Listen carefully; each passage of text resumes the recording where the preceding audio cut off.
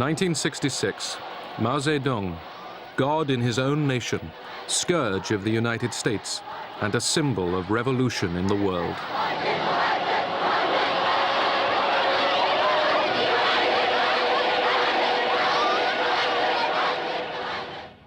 Six years later, Mao embraced the enemy. At the summit, face to face, two leaders who direct the destiny of 1 out of 3 persons on the earth. The gate to friendly contact, says Zhou Enlai, has finally been opened.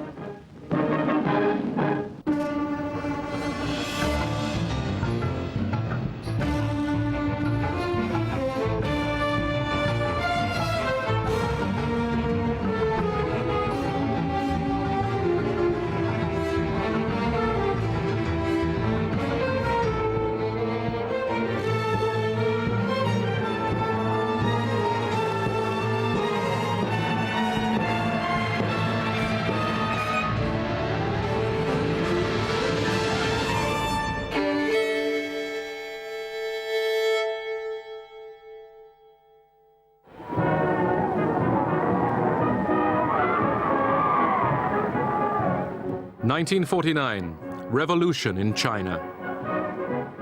The People's Liberation Army were welcomed as heroes in Beijing.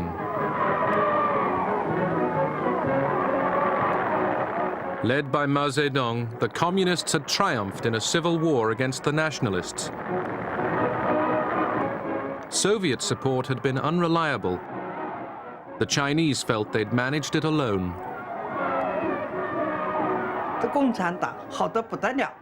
The Communist Party seemed wonderful. It was democratic, it was egalitarian, it promised food for everyone. And so, of course, the ideal of communism gradually entered my spirit.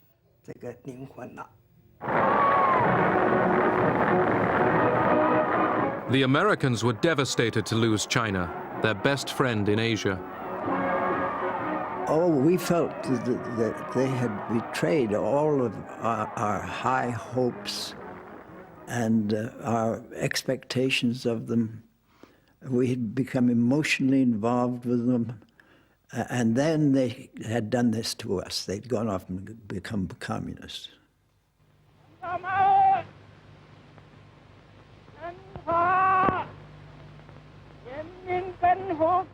On October 1st, Mao Zedong told the crowd in Tiananmen Square that a new China was born.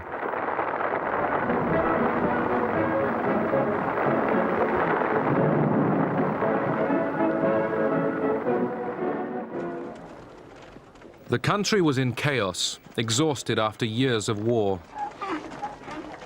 Mao needed external help. One of Mao's first acts was to visit Moscow to get military protection and economic aid. He was met at the station by Foreign Minister Molotov and most of the Politburo.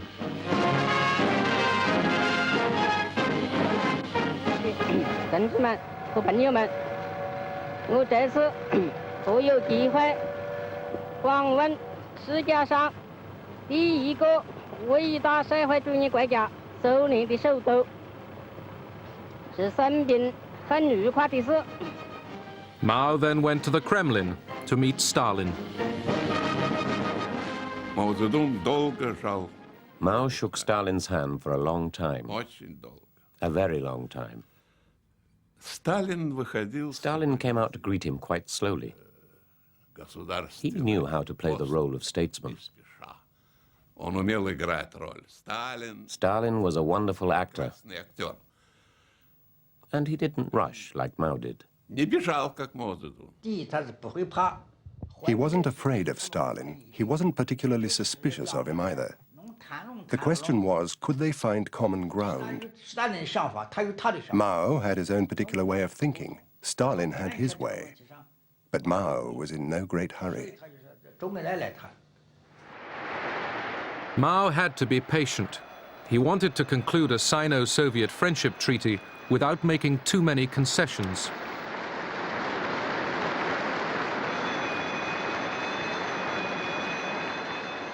But Stalin, as wary of Mao as Mao was of him, was in no hurry either. Mao's visit dragged on for 2 months. He toured factories and was shown inspiring films about Russian leaders, such as Tsar Peter the Great. Сей счастливый день окончания войны господа Сенат даровал мне звание Отца Отечества. Суров я был с вами, дети мои, ибо не для себя был суров, но дорога мне была Россия.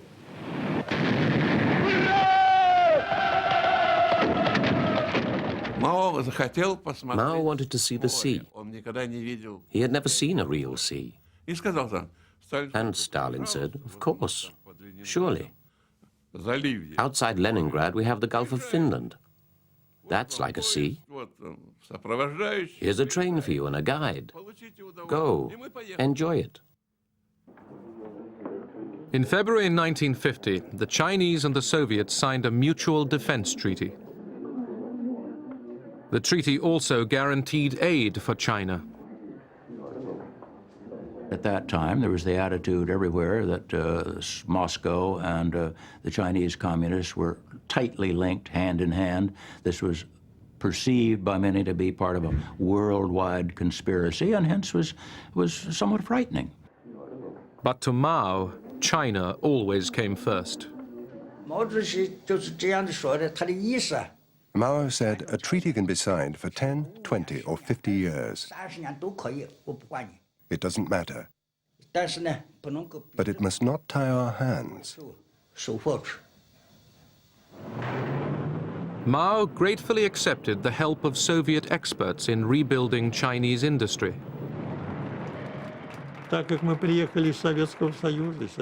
We had come from the Soviet Union, where the basis of the state economy was the plan. So we explained to our Chinese comrades that the plan was the absolute basis of everything. The development of the country, the economy, and not only the economy, but of other branches of knowledge.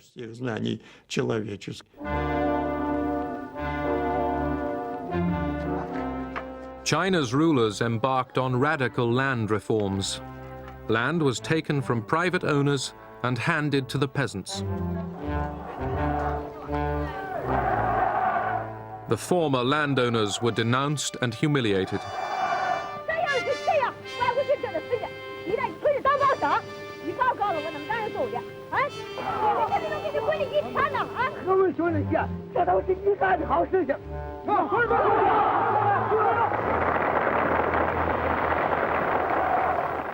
A million lost their lives.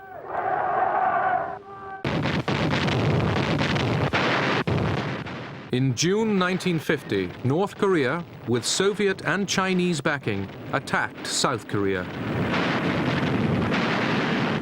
The sudden attack by the North Koreans dealt the slender forces below the 38th parallel a mortal blow. The prompt arrival on the scene of U.S. soldiers gave Marshal Stalin and his cold-eyed strategists a rude shock. Forces under United Nations command pushed the invaders back to the Chinese border. China feared an attack on its own territory. The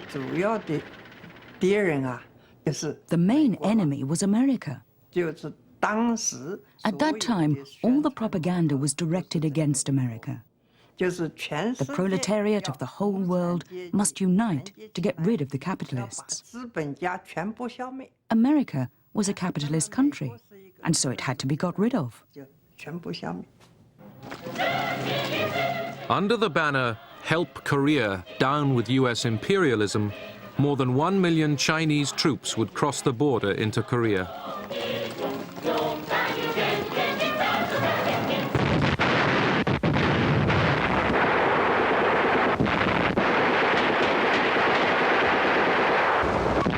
The Korean War lasted for 3 years and cost more than 500,000 Chinese lives.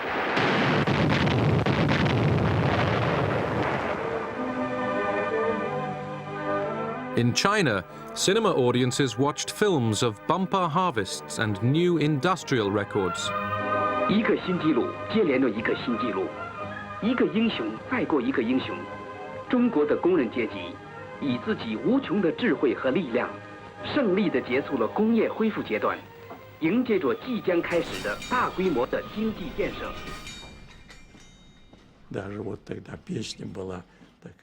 There was a song we used to sing at the time. It was called Moscow, Peking. People sang it in Russia and in China. It went, Russians and Chinese are brothers forever. Comrade Stalin stressed to me, you, Arkhipov, and your team should always remember that.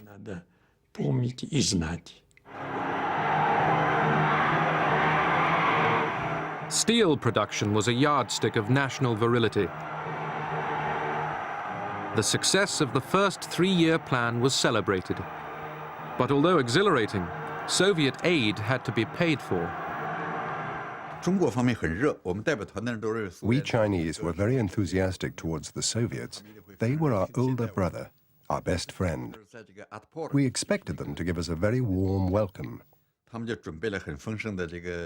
first time we went to the Soviet Union, they invited us to a big banquet. We ate very well. It was really good food. But what we hadn't expected was that this wasn't actually free of charge. They asked for more than 9,000 rubles for it. We were very shocked.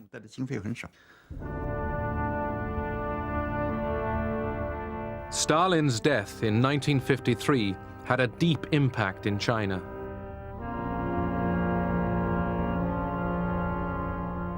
Despite Mao's misgivings, he had respected the Soviet leader's iron authority. After a power struggle in the Kremlin, Nikita Khrushchev emerged as the new Soviet leader. He and his Politburo visited China to maintain the alliance. The size and power of the communist bloc made the new American administration increasingly anxious. We can see that China is the basic cause of all of our troubles in Asia.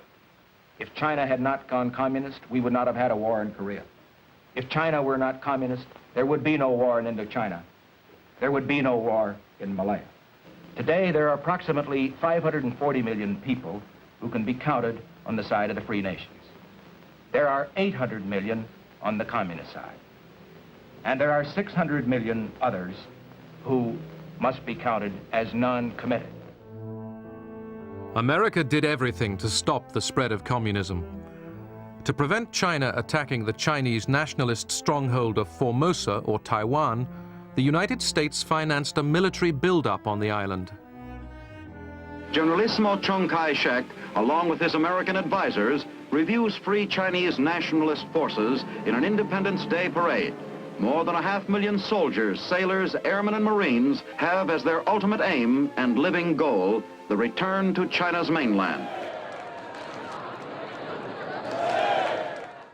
The nationalist government was determined to defend two small islands off the China coast, Quemoy and Matsu. From the point of view of the United States, these tiny little islands close to the mainland were of no significance as such. On the other hand, the Chinese nationalists looked on them as symbols as to what the United States would do in helping them. Furthermore, Chiang Kai-shek had put an enormous proportion of his army on these little islands. In September 1954, the communists shelled the island of Quemoy. 3 months later, Washington signed a mutual defense treaty with Taiwan. Almost immediately, the major units of the 7th Fleet are shifted to Formosa to augment the United States and nationalist patrols in the Strait and along the mainland. The action upholds the United States pledge to meet the common danger, communism. The American show of strength failed to stop the Chinese communist challenge. The Allied nations possessed together 20th power in the area. The United States in particular has sea and air forces, now equipped with new and powerful weapons of precision. All-out war came closer. America made nuclear threats. Eisenhower never said he would use nuclear weapons, but he and Dulles essentially said nuclear weapons are available and would be part of our arsenal, and essentially implied that if they were necessary in order to prevail, they would be used. Regular target training keeps every pilot in combat readiness at all times. Mao's provocation and America's response concerned Khrushchev, whose nuclear bombs guaranteed China's security. Khrushchev told the Chinese that war with imperialism was no longer inevitable. At the 20th Soviet Party Congress in February 1956, in a secret session that was not filmed, Khrushchev denounced Stalin as a criminal. Mao took it as a threat to his own style of leadership. Mao's attitude was very clear. He thought that criticism of Stalin was inappropriate. Stalin was an international statesman. Mao Zedong said to him, "Your decision isn't right. Your speech isn't right." Khrushchev begins his arguments. But Stalin is a member of the Communist Party of the Soviet Union. It's our right to deal with him as we see fit. It is the personality cult of Stalin. That's why we've taken our decision. Mao Zedong. It is true that he is a member of your party, but he is also leader of the world revolutionary movement. We are the followers of Stalin.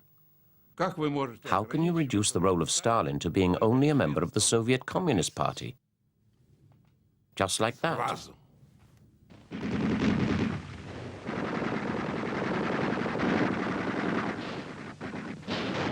In October 1956, the Hungarians rose up against Soviet domination.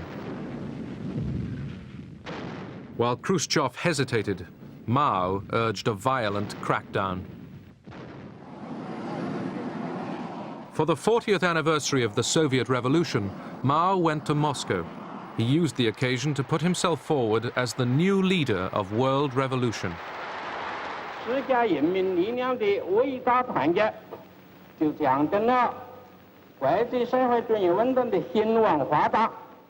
But Soviet aid was undermining Mao's aim for total independence.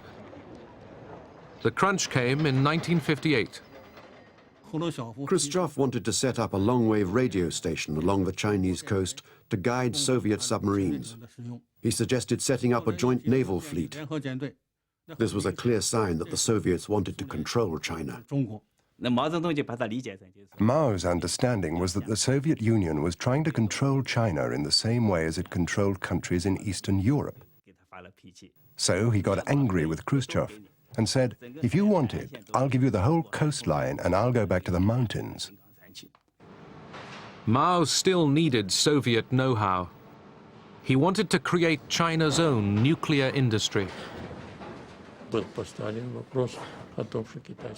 Chinese comrades then expressed a new wish. They said they would very much like to receive more aid from us in order to build plants and facilities for the production of the atomic bomb. Such an agreement was signed. Mao said that the atomic bomb was a paper tiger. But he also knew that whether a country had the atomic bomb or not had a huge bearing on its position in the world and on its international influence. In 1958, Khrushchev visited China to renew Soviet support. But Mao's nuclear demands had already strained relations with the big brother. Mao Zedong said, "You are communists, and we are communists. Communists usually share. Will you give us the atomic bomb or not?" Khrushchev, "And what do you want the atomic bomb for?" We have the atomic bomb, and we will stand up for China just the same as we would for the Soviet Union. Yes, Mao said, it's true. But we are not just some tin pot village. China is a great country, and we want to have it. Khrushchev, you don't need it, and so on. Mao then says, so you don't want to give it to us then? Despite the fact that we tried to slow down the help with nuclear weapons to China, we had already given them the blueprints and practically all the assistance necessary for making the atomic bomb.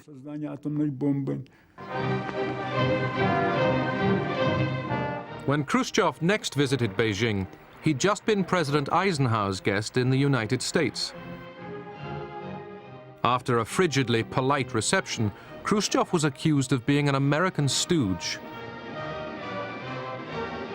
Khrushchev protested that this was no way to talk to a communist leader. Mao's foreign minister, Marshal Shen Yi, was screaming at Khrushchev. He said, you're only a political leader, but I'm a marshal, and I'll say what I like. This argument had a huge impact on Sino-Soviet relations. From here on, no common ground could be found on major issues. After that, they split up. The struggle for preeminence in the communist world was now out in the open. Here were two despots, each used to having his own way. They couldn't cooperate. In the communist camp, the question was always, who was number one? Who was the Tsar?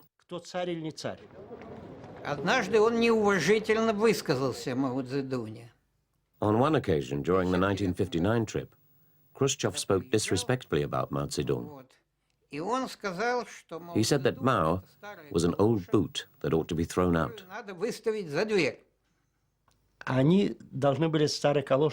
They had to translate old galosh, and they translated it as old boot. But in Chinese, it means both old boot and prostitute.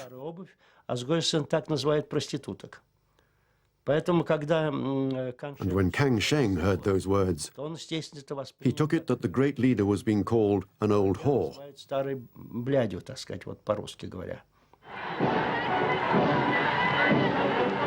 Soviet advisors would soon be withdrawn from China.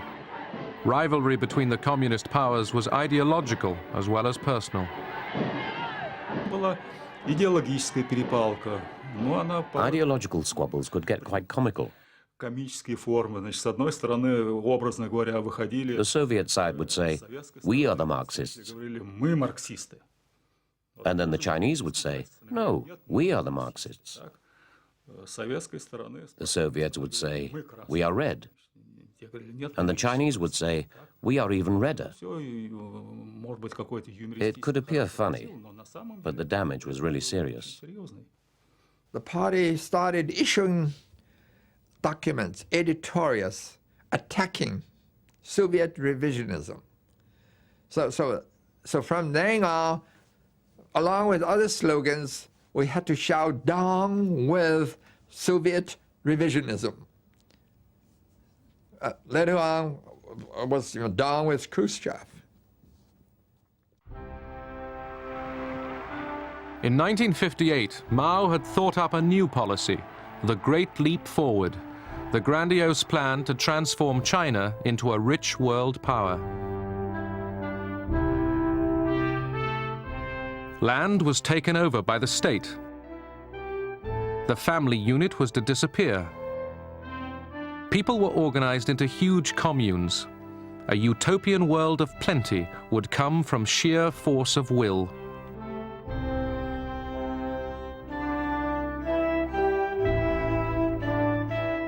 Mao's method was to be a more extreme version of Stalin's brutal collectivization of the 1930s.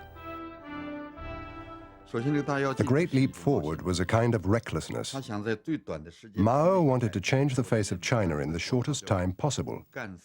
The slogan was, struggle hard for 3 years, change the face of China, catch up with Britain, catch up with America. It was completely unrealistic. Because steel remained a key symbol of national vitality, the entire country reverted to pre-industrial backyard furnaces. People worked day and night to produce massive amounts of useless metal. The largest city in China is Shanghai. Once I arrived there at the height of the Great Leap Forward. I went up to the roof of a tall house, and from there I could see all of Shanghai was in flames. In every courtyard they were smelting steel. Crops were left to rot. Scientific knowledge and all common sense were ignored. No one dared to tell the truth for fear of arrest or worse.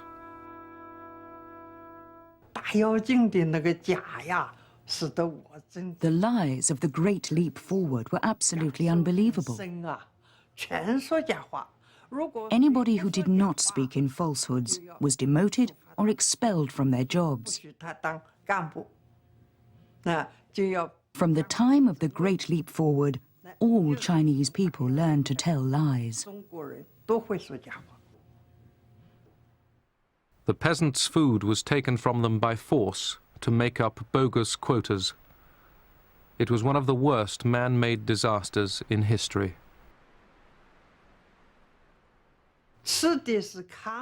We had to eat the husks of coarse grain, not even the grain itself. We ate leaves of trees. We all went down with hepatitis. Many peasants died of starvation. No one really knew how many. Because of Mao's policy, over 30 million people starved to death. Hiding the catastrophe, Mao still posed as the leader of world communism. Blocked by Washington from the United Nations, China became the champion of anti-American causes. Third world leaders and Western intellectuals flocked to Beijing. In Moscow, Khrushchev was pursuing peaceful coexistence with the West. The Kremlin is the setting of an historic event, the signing of an atom test ban. The big three representatives, Dean Rusk, Andrei Gromyko, and Lord Hume, signed for the US, Russia, and Britain. Most other nations of the world, with the notable exception of France, Communist China, and Cuba, are to sign later. Communist China has denounced the Soviets for making the treaty, widening further the breach between the two communist powers. Mao reacted to the nuclear test ban treaty with defiance.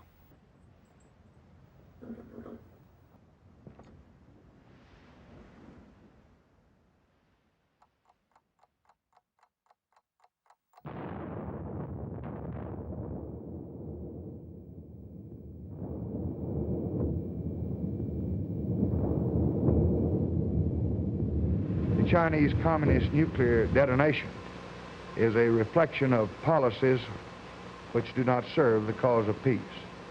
But there is no reason to fear that it will lead to immediate dangers of war. The nations of the free world will recognize its limited significance and will persevere in their determination to preserve their independence.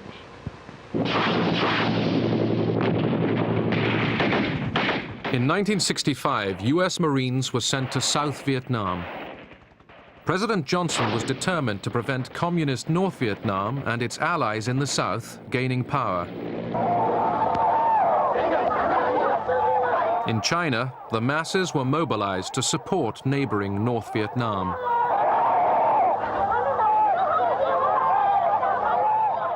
The rulers in Hanoi are urged on by Peking. This is a regime which has destroyed freedom in Tibet, which has attacked India, and has been condemned by the United Nations for aggression in Korea. It is a nation which is helping the forces of violence in almost every continent. The contest in Vietnam is part of a wider pattern of aggressive purposes.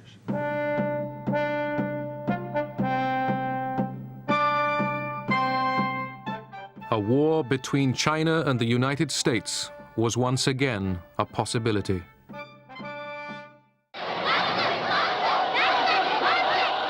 Haunted by the failure of the Great Leap Forward, Mao was fighting to maintain his domination of China.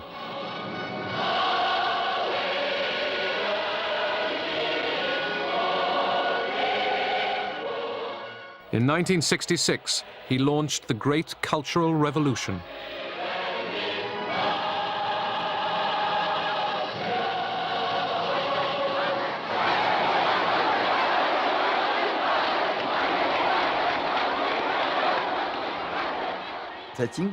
He failed to bring about an economic miracle, so in 1966 he wanted a political miracle.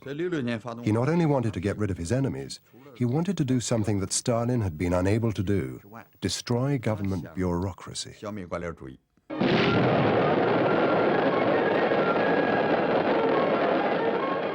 The Mao personality cult did not come to full blossoming until the Cultural Revolution, when he became the so-called Four Greats: the great leader, great helmsman, great supreme commander, great teacher. He has replaced Stalin, and Beijing has become the center of world revolution. Millions of young people were recruited to be Mao's Red Guards. Their idealism was exploited to create mayhem and to destroy every vestige of the past. Chairman Mao says, Marxism consists of thousands of truths, but they all boil down to one phrase: it's right to rebel. The proletarian revolutionary rebels hold high the great red banner of Mao Zedong's thought. Through big character posters and great debates, they argue things out, expose, criticize, and repudiate thoroughly, and launch fierce attacks on all kinds of representatives of the bourgeoisie. The first action was to change the names of roads. The name of the road outside the Soviet embassy was changed to Anti-Revisionism Road. There were demonstrations outside the Soviet embassy. Most of the demonstrators were Red Guards.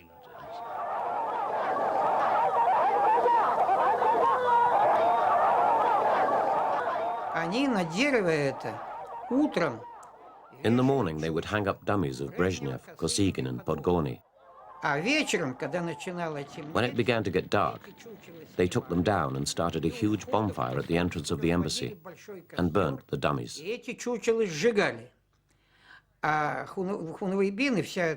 The Red Guards and the young people gathered around the fire and danced and yelled anti-Soviet slogans.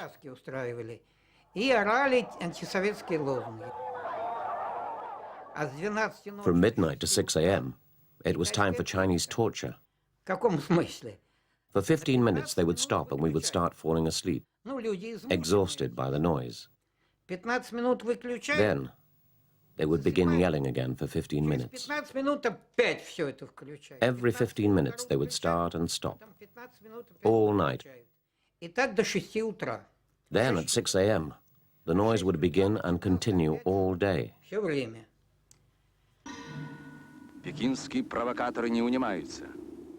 1969, tension along the vast Soviet-Chinese border increased. Границы Союза Советских Социалистических Республик священны и неприкосновенны. There were frequent clashes. The Ussuri River in Soviet East Asia was the scene of many of them. China's brave fishermen are full of heroism and bright wisdom. They're not afraid of heaven or earth. The filth of the Soviet revisionists causes them no fear. Провокаций китайских было много. There were a lot of provocations from the Chinese. They crossed the border in huge numbers. What could we do? It wouldn't be nice to shoot them. But how could we get rid of them? It was a difficult question to solve, and so things got worse.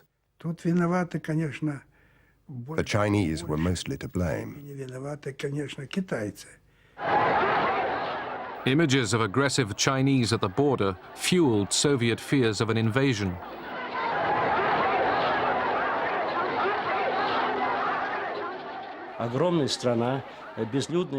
Siberia and the Far East was sparsely populated.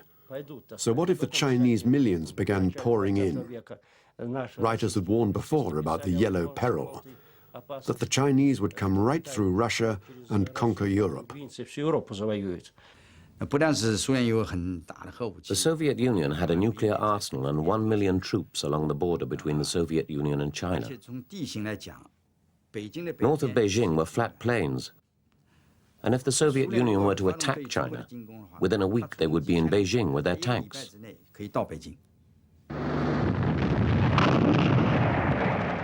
A battle was fought over a tiny island in the Ussuri River in March 1969. Mutual hostility was escalating dangerously. Our CIA estimated the chances of an iron bomb attack by the Soviet Union on China was 1 in 3. To show you how real that fear was. And meanwhile, by 1969, the Chinese were building at a furious rate these great, huge underground shelters in their cities. So there was a real fear of war that was building up.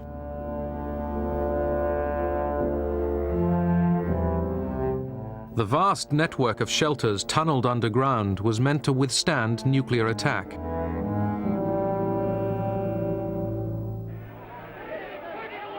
In Moscow, Soviet crowds demonstrated outside the Chinese embassy. The Soviet press hinted at a possible nuclear war with China. I don't think anyone in Moscow had serious plans for a nuclear missile strike on China. It would have been madness. But there were people I met in diplomatic circles who said to me it wouldn't be a bad thing to hit the Chinese with a missile. Soviet Premier Kosygin visited Beijing in October 1969 to stop a potential war and restore relations. When Zhou Enlai met Kosygin at Beijing airport, he said to him, "If you attack our nuclear installations with atomic weapons, that counts as war. As an invasion of our territory, China won't hesitate to respond." Mao, fearful of Moscow's belligerence, had already decided he wanted better relations with America.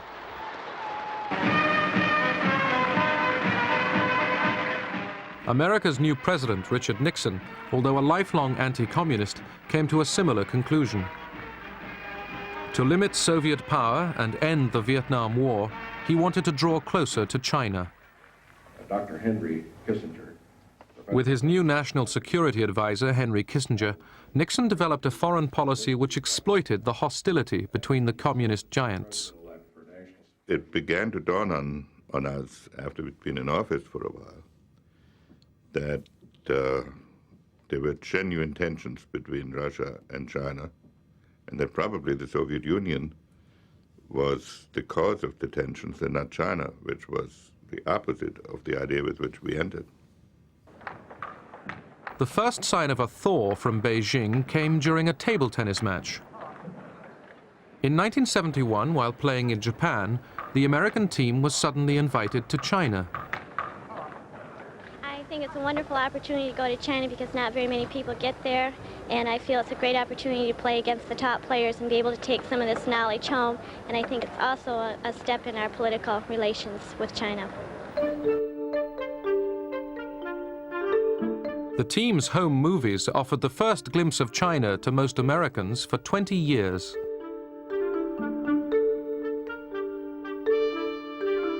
The scene was more disorienting because you would see slogans, signs every place, long live the unity of the people of the world, down with the U.S. imperialists and all their running dogs.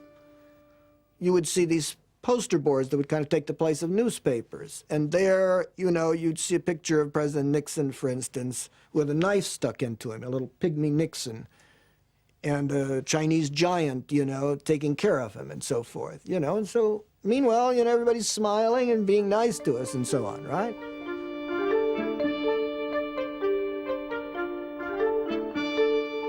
They've got this slogan, friendship first, competition second. And they very nicely, I think, beat us 6 matches to 5 matches.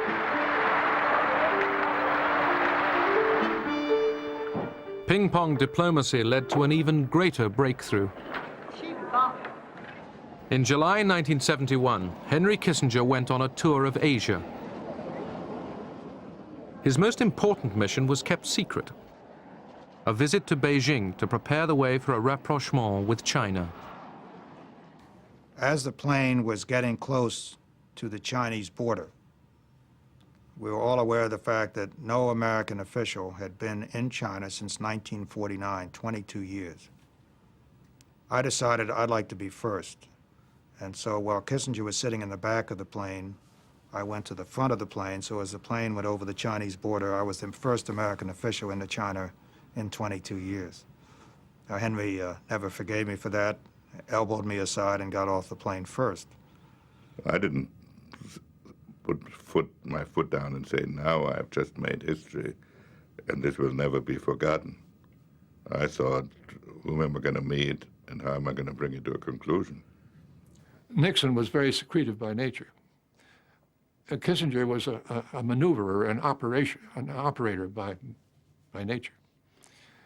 They both greatly enjoyed this kind of an operation.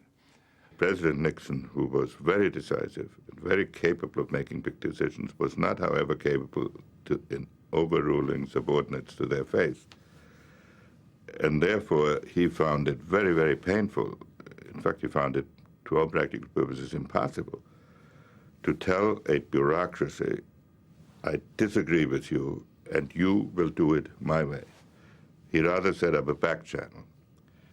Going through back doors and back channels and setting up some kind of a secret meeting that would make certain kinds of secret arrangements that were done behind the State Department's back, behind the back of everybody, and then be able to surprise the world with this announcement. That was great theater.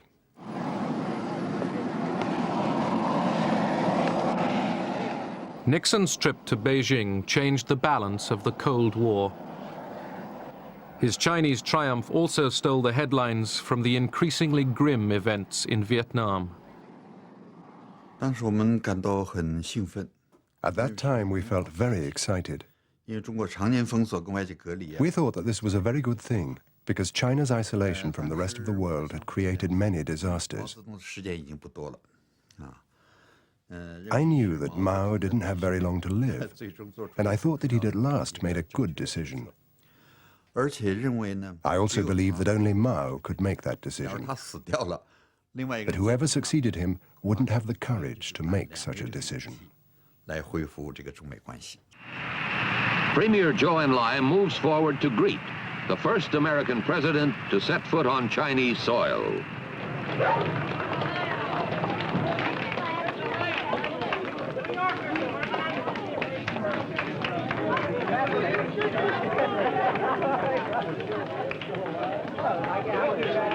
East meets West as a handshake bridges 16,000 miles and 22 years of hostility. There are no welcoming speeches, no formal ceremonies, just a receiving line made up of Communist Party officials and a military band playing the Star-Spangled Banner. Nixon, the lifelong anti-communist, quoted Mao's own words. So many deeds cry out to be done, and always urgently. The world rolls on. Time passes. 10,000 years are too long.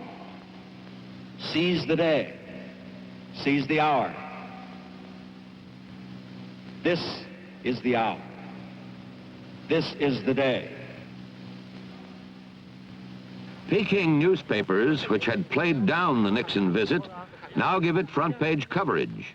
Dealers sell out as readers follow day by day the president's activities. Today, the president walks among priceless treasures from China's golden age. Among them, a pair of ear stoppers used by the emperor to keep from hearing criticism. Give me a pair of I didn't put my foot down and say, now I've just made history. On the way back from Beijing, I knew we had made history.